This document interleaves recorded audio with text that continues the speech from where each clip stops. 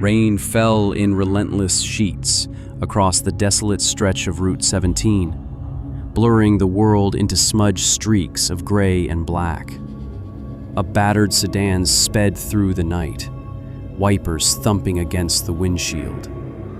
Inside, Jared squinted at the road, fighting fatigue, the headlights slicing twin tunnels through the dark.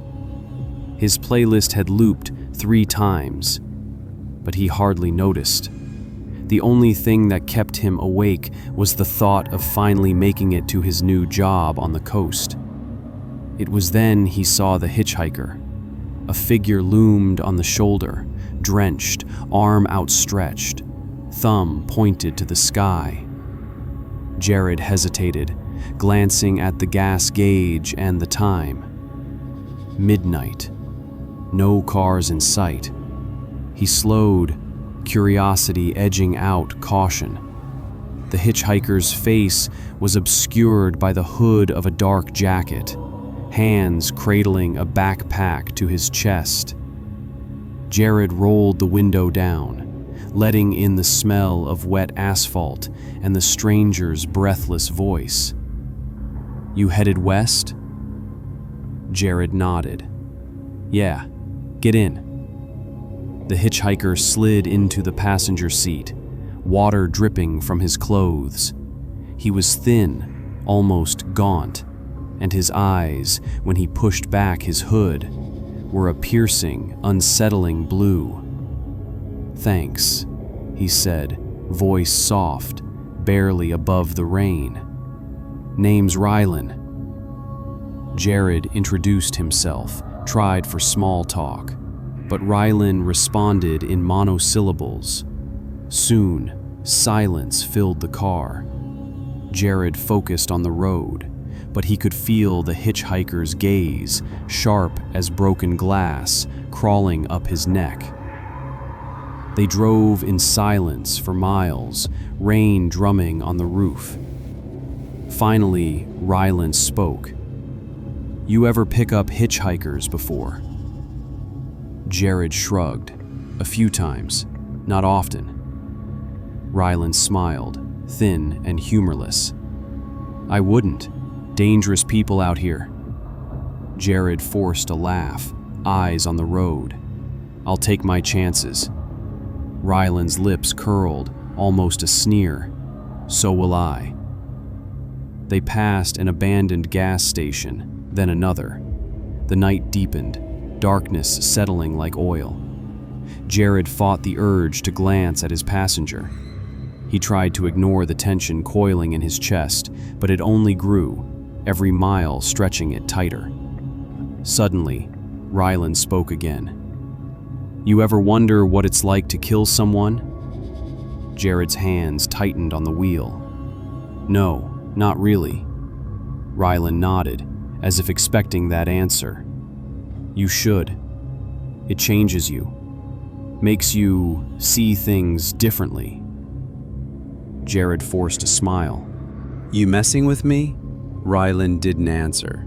Instead, he reached into his backpack and pulled out a switchblade, flipping it open with a metallic click. The blade glinted in the dim glow of the dashboard. Jared's breath caught, adrenaline spiking. Rylan turned the blade in his hand, inspecting it, then looked at Jared.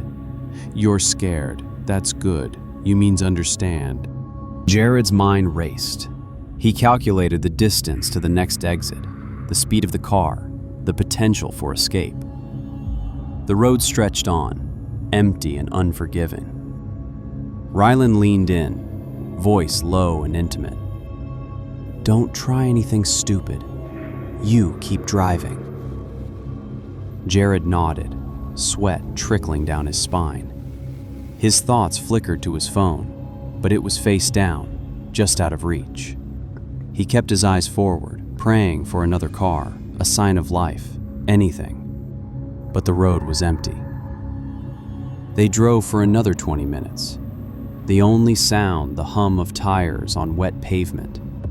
The highway wound into the forest, trees looming like silent sentinels. Finally, Rylan spoke. "Take the next turn off. The old logging road. Jared swallowed, knuckles white on the wheel. He obeyed. The car jolted onto gravel, headlights bouncing over potholes. Rylan watched him, knife resting lightly against his thigh. After a mile, Rylan said, "Stop." Jared braked, heart hammering. Rylan leaned over, his breath cold on Jared's cheek. "Out." Jared got out, rain soaking his shirt in seconds. The forest pressed in around them, shadows shifting between the trees. Rylan circled the car, knife in hand. "Run."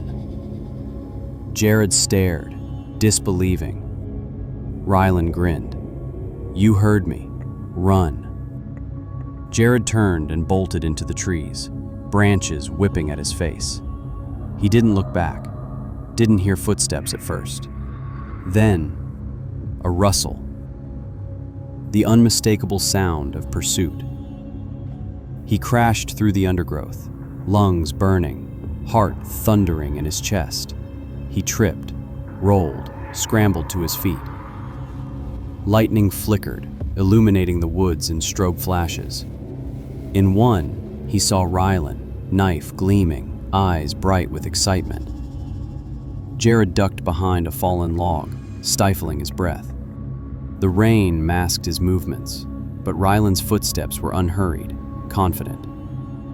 "You can't hide," Rylan called, voice carrying through the trees. "I always find them." Jared's hands shook. He crept away, feet sinking into the mud. He glimpsed a faint light, a shack, abandoned, its windows like black eyes. He ran for it, slipped inside, slammed the door. He searched frantically for a weapon, a rusted crowbar, a length of pipe, anything. A shadow fell across the window. Rylan's voice, sing-song. "Come out, come out." Jared's breathing was ragged, his mind scrambling for escape. He braced the door with a broken chair, gripped the crowbar in shaking hands. The silence stretched, broken only by the rain. Then, a window shattered. Rylan crawled through, quick as a spider. Jared swung the crowbar, missed. Rylan slashed at him, blade catching his arm. Jared screamed, pain white-hot. Rylan lunged, knife poised. Jared swung again, connected with Rylan's shoulder. The hitchhiker staggered, then laughed, high, cold, joyless. "Good," he whispered. "I like it when they fight." Jared scrambled backward, blood dripping down his arm. Rylan advanced, relentless. The struggle was short. Jared swung, missed. Rylan's blade found his throat, quick and efficient. Jared fell, gasping, vision dimming. Rylan wiped the blade on Jared's shirt, crouched beside him, eyes alight with pleasure. He watched until the light faded from Jared's eyes. He left the shack, rain washing the blood from his hands. Rylan walked back to the car, rummaged through Jared's things, pocketed some cash, a lighter, and a watch. He wiped down the seats, careful not to leave fingerprints, then walked back to the highway. He waited. It wasn't long before another car appeared, headlights cutting through the storm. Rylan stuck out his thumb, smile wide, eyes gleaming. The driver slowed, hesitated, then stopped. "Need a ride?" the woman asked, voice wary. Rylan nodded, slipping into the passenger seat, eyes never leaving hers. "Thanks," he said softly. "You're a lifesaver." The car sped off into the night, swallowed by darkness, the highway stretching endlessly on.